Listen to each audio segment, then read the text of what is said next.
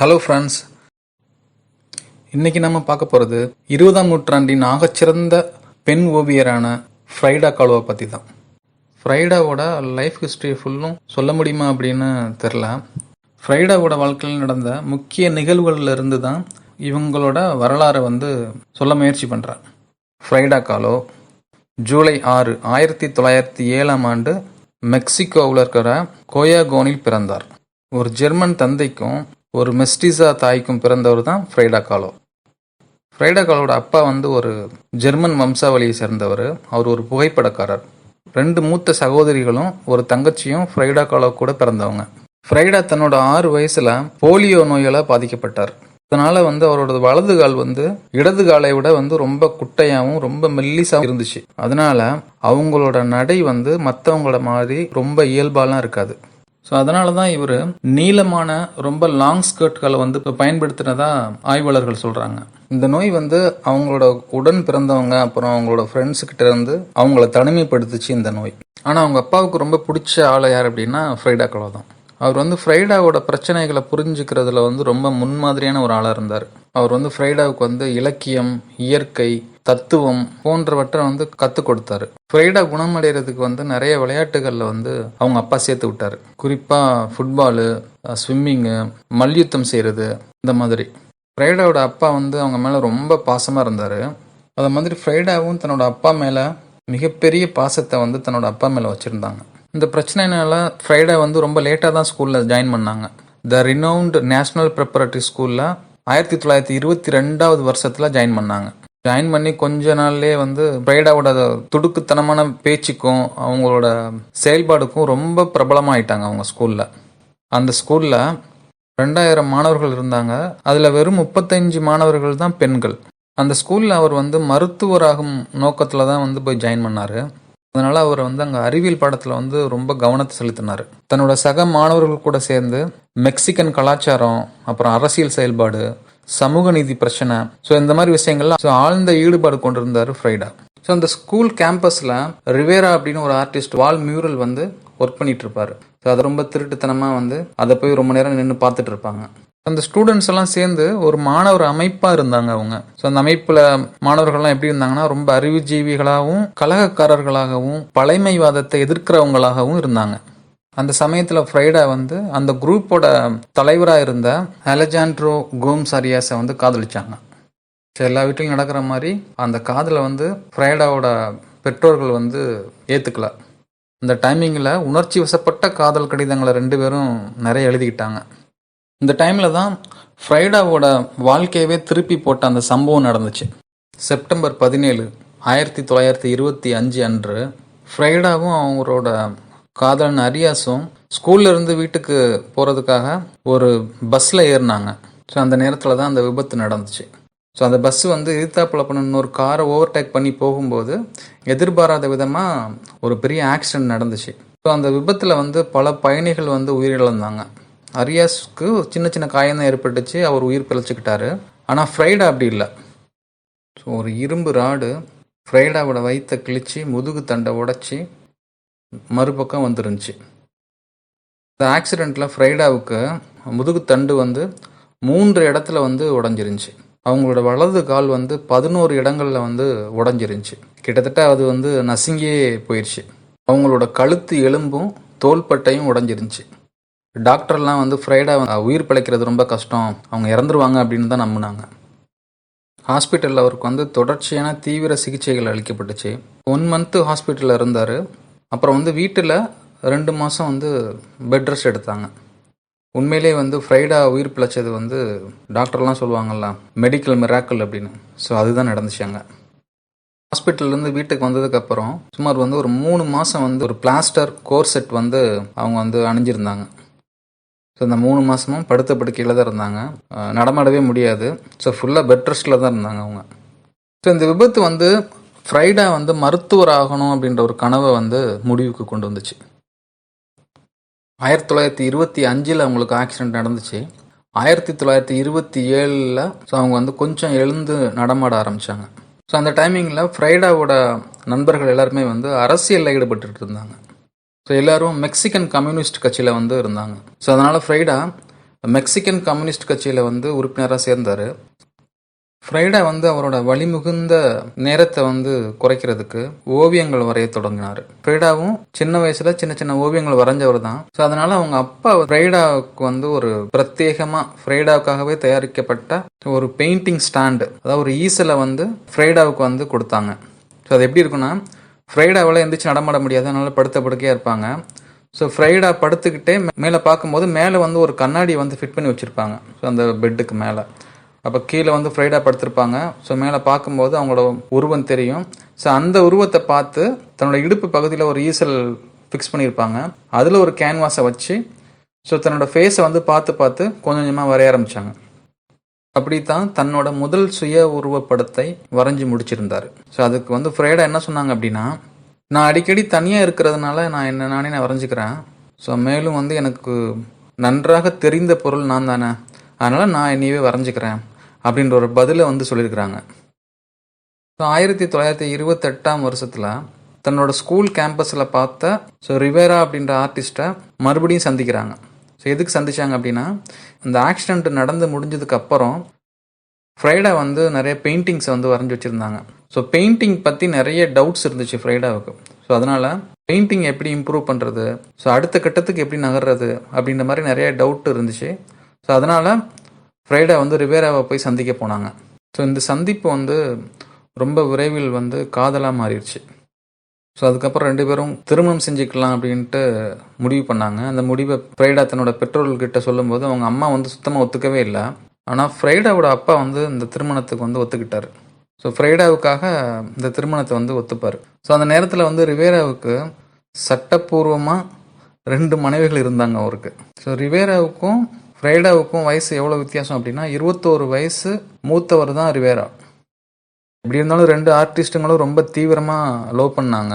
இவங்க வந்து 1929 ஆகஸ்ட் மாதம் 21 திருமணம் செய்து கொண்டாங்க 2 பேரும். ஸோ டியாகோ ரிவேரா வந்து அந்த டைம் பீரியடில் வந்து ரொம்ப முக்கியமான ஒரு ஓவியர் அவர். ஸோ அதனால் அவர் தன்னோட ஓவிய பணிக்காக நிறைய நாடுகளுக்கு வந்து அடிக்கடி போக வேண்டிய சூழல் இருந்துச்சு. ஸோ அவரோடமே சேர்ந்து ஃப்ரைடாவும் வேறு நாடுகளுக்கு வந்து போனாங்க.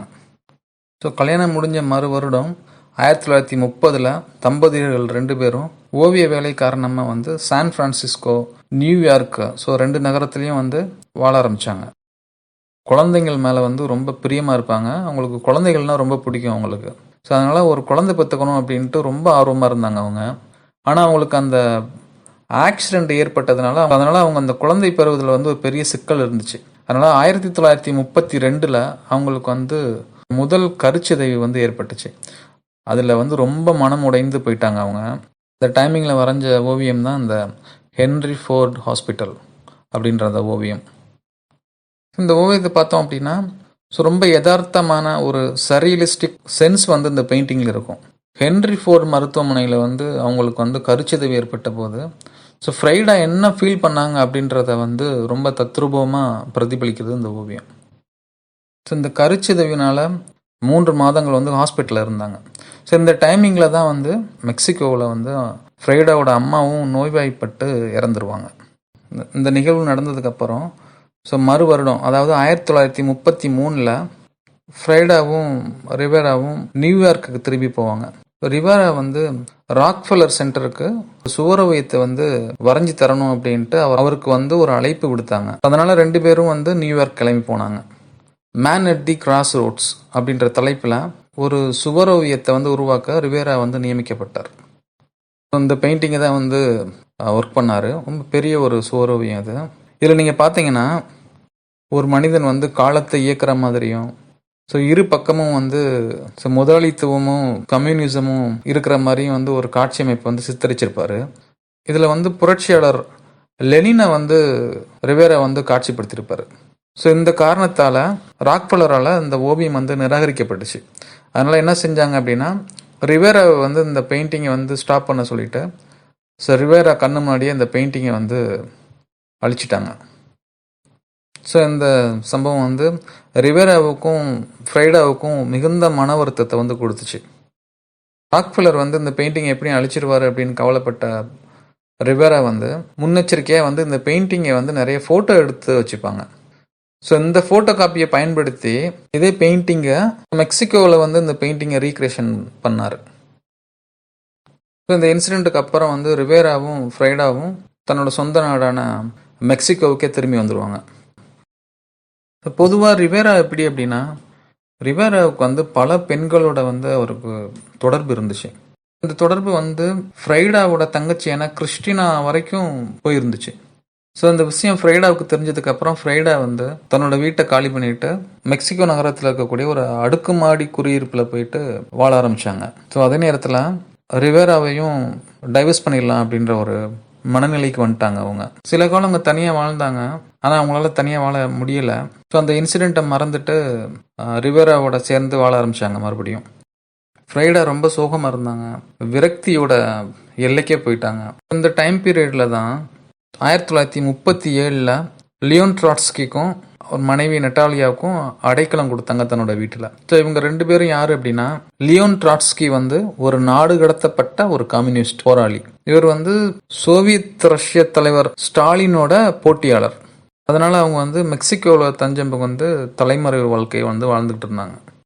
1938ஆம் ஆண்டில் ஃப்ரைடா கோலை வந்து சரியலிசம் இயக்கத்தோட முக்கிய நபர்களில் ஒருவரான ஆண்ட்ரே ஃப்ரிட்டனின் நண்பரானார் அவர். ஆண்ட்ரே ஃப்ரிட்டன் மெக்சிகோவுக்கு வந்ததுக்கப்புறம் ஃப்ரைடா காலோவோட ஓவிய கூறுகளில் சரியலிசத்தோட பண்புகள் இருக்கிறதா வந்து அவர் தான் வந்து பாயிண்ட் அவுட் பண்ணுவார். ஸோ இதை பற்றி ஃப்ரைடா காலோ வந்து என்ன சொல்லியிருக்கிறாங்க அப்படின்னா, ஸோ நான் வந்து ஒரு சரியலிஸ்டா அப்படின்னு எனக்கு தெரியல, என்னோட படங்கள் எப்போதும் என்னோட உணர்வுகளாகவும் என் மனநிலைகளாகவும் வாழ்க்கை என்னுள் உருவாக்கும் ஆழமான எதிர்வினைகளாகவும் இருக்குது அப்படின்னு சொல்றாங்க. மேலும் எனக்குள்ளும் எனக்கு வெளியேயும் நான் என்ன உணர்ந்ததை தான் என்னோட ஓவியமா வரைஞ்சிருக்கிறேன் அப்படின்ட்டு அவங்க கோட் பண்ணியிருக்கிறாங்க. ஸோ இதே ஆண்டில் நியூயார்க் நகர கேலரியில் வந்து ஒரு பெயிண்டிங் ஷோவை வந்து ஃப்ரைடா நடத்தினாங்க. ஸோ அதில் வந்து ஒரு சில ஓவியங்கள் வந்து விற்பனையானது. அப்புறம் 2 கமிஷன் வந்து கிடைச்சிச்சு அவங்களுக்கு. அதில் ஒரு கமிஷன் ஒர்க் என்ன அப்படின்னா, கிளேர் புதே லூயிஸ் அப்படின்ற ஒரு தற்கொலை செய்து கொண்ட தன்னோட தோழியை வந்து வரைஞ்சு தரும்படி கேட்டுக்கிட்டது. ஸோ அந்த பெயிண்டிங் தான் த சூசைட் ஆஃப் டோரத்தி ஹால் 1938 வரையப்பட்டது. இந்த பெயிண்டிங்கை பார்த்தீங்க அப்படின்னா, ஸோ ஒரு பெரிய அடுக்குமாடி குடியிருப்புல இருந்து டோரத்தி ஹால் வந்து கீழே விழுந்து இறந்து போற மாதிரியான காட்சியை தான் வந்து ஃப்ரைடா வந்து காட்சிப்படுத்தியிருக்கிறாங்க. ஸோ ரொம்ப தத்ரூபமாக வரைஞ்சிருக்கிறாங்க. அதை அந்த நிகழ்வை வந்து அப்படியே கண்ணு முன்னால் கொண்டு வர்ற மாதிரி அந்த பெயிண்டிங்கை வந்து ஒர்க் பண்ணியிருக்கிறாங்க. இந்த பெயிண்டிங்கை பார்த்ததுக்கப்புறம் இந்த பெயிண்டிங்கை ஆர்டர் கொடுத்த கிளேர் புதே லூஸ் வந்து ரொம்ப திகிலடைந்து பயந்து இந்த ஓவியத்தை கிட்டத்தட்ட அவர் வந்து அழிச்சிட்டாரு. ஸோ இப்போ வந்து இந்த பெயிண்டிங்கோட ஒரிஜினல் காப்பி இல்லைன்னு நினைக்கிறேன்.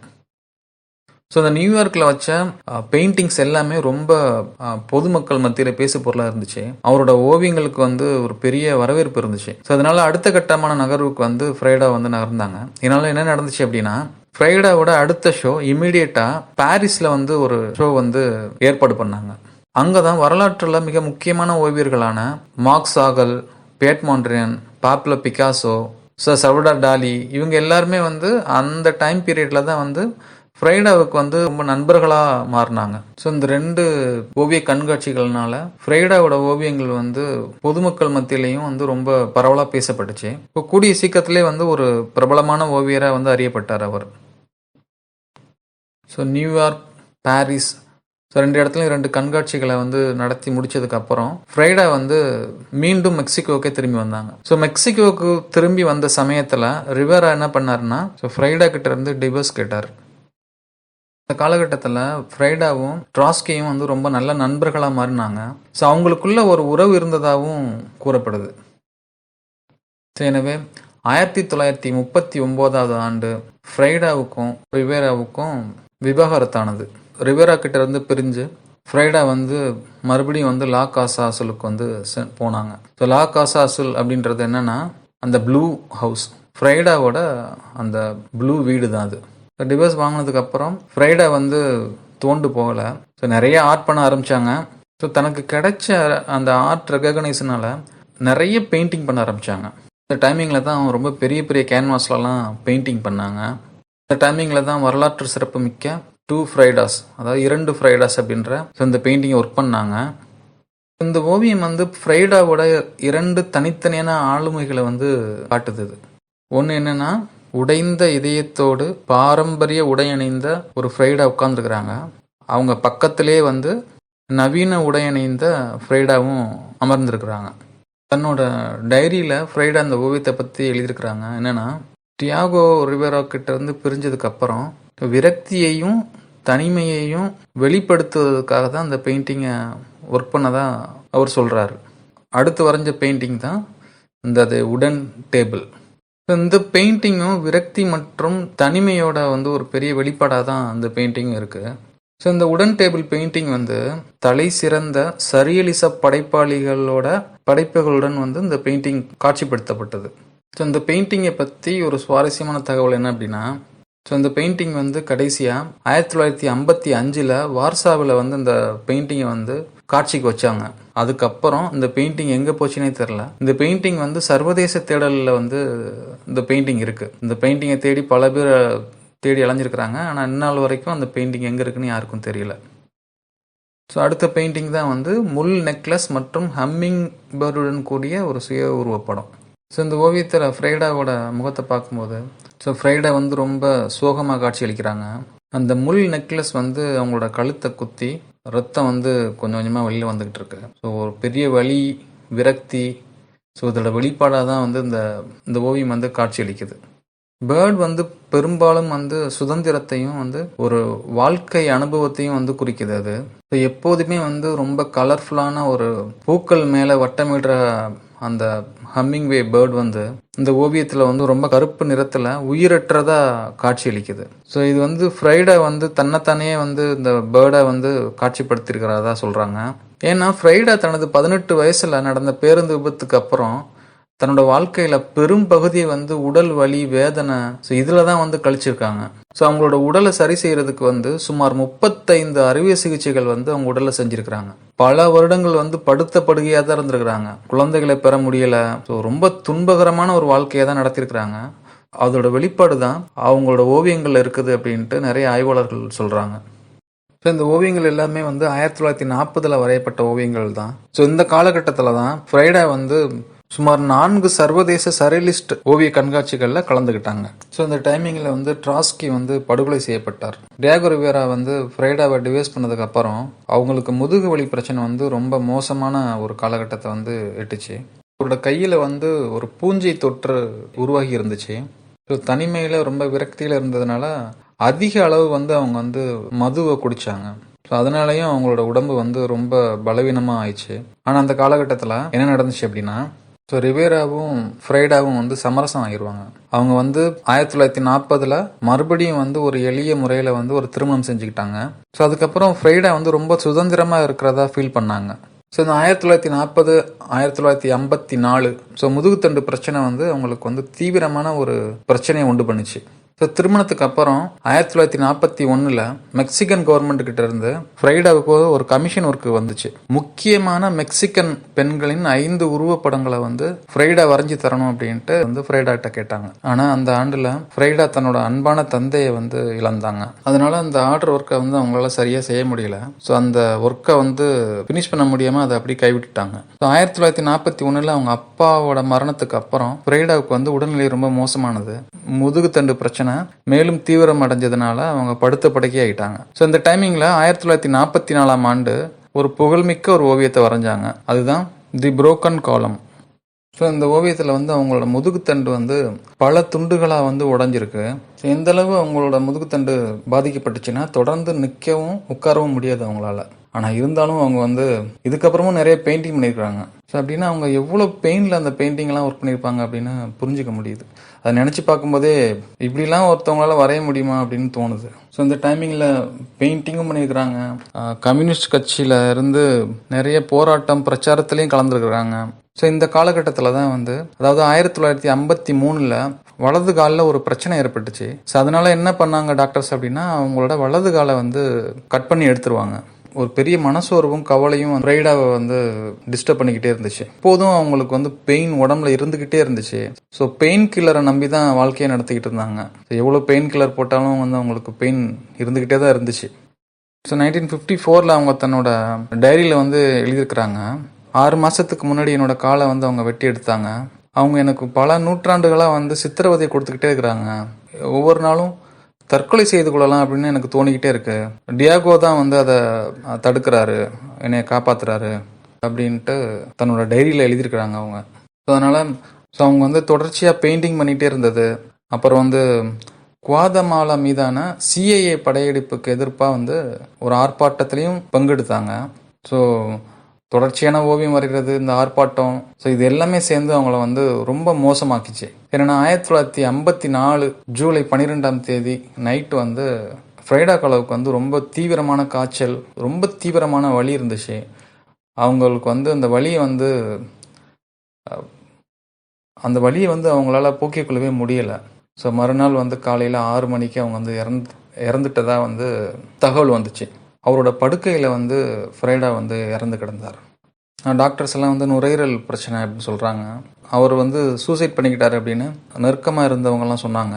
ஸோ ஃப்ரைடாவுக்கு வந்து டாக்டர்ஸ் வந்து பெயின் கில்லர் அதிகபட்சமாக 7 டேப்லெட் போடலாம் அப்படின்ட்டு சொல்லியிருந்தாங்க. ஆனால் அன்னைக்கு இரவு வந்து ஃப்ரைடா வந்து 11 மாத்திரைகளை வந்து எடுத்துக்கொண்டாங்க. ஸோ அதுவே அவங்களோட மரணத்துக்கு வந்து காரணமாக அமைஞ்சிருக்குன்னு சொல்கிறாங்க. ஸோ ஃப்ரைடா காலோ மரணத்திற்கு பின் ஃப்ரைடா காலோ வந்து 20ஆம் நூற்றாண்டின் மிக முக்கிய கலைஞர்கள் ஒருவராக வந்து கருதுகிறாங்க. 1954 ஃப்ரைடா இறந்தாங்க. ஸோ ஃப்ரைடா இறந்ததுக்கப்புறம் ரிவேரா வந்து ரொம்ப சோகமாகவே இருந்தார். அவங்க இறந்ததுக்கப்புறம் ஒரு 3 இயர்ஸில், அது 1957 ரிவேராவும் இறந்துட்டார். ஃப்ரைடாவோட உடல் வந்து கம்யூனிஸ்ட் கட்சி கொடியை வந்து அவரோட உடல் மேலே போர்த்தி அவரோட உடல் வந்து தகனம் செய்யப்பட்டது. 1970கள் பிற்பகுதியில் பெண்ணிய அறிஞர்கள் வந்து கலை வரலாற்று நியதியிலிருந்து பெண்கள் வந்து ஏன் புறக்கணிக்கப்படுறாங்க அப்படின்ற கேள்வி எழுப்ப தொடங்கியதிலிருந்து அவரோட அங்கீகாரம் வந்து படிப்படியாக உயர்ந்துச்சு. சிகானோ இயக்கத்தால் 1976, 1977 ஃப்ரைடாவுக்கு வந்து 2 புக்கு வந்து வெளியிட்டாங்க. 2002 ஹாலிவுட்டில் ஜூலி டெய்மரின் டைரக்டர் ஃப்ரைடா அப்படின்ற ஒரு திரைப்படத்தை வந்து எடுத்தாங்க. ஸோ இந்த படம் வந்து உலக அளவில் வந்து 56 மில்லியன் அமெரிக்க டாலர்களை வந்து வசூலித்துச்சு. 6 அகாடமி விருதுகளுக்கு வந்து பரிந்துரை செய்யப்பட்டது. சிறந்த ஒப்பனை, அப்புறம் சிறந்த அசல் ஸ்கோரை வந்து இந்த ஃபில்ம் வின் பண்ணிச்சு. இப்போ நம்ம ஃப்ரைடா காலோவோட ஒரு சில ஓவியங்களை வந்து நம்ம கொஞ்சம் பார்க்கலாம்.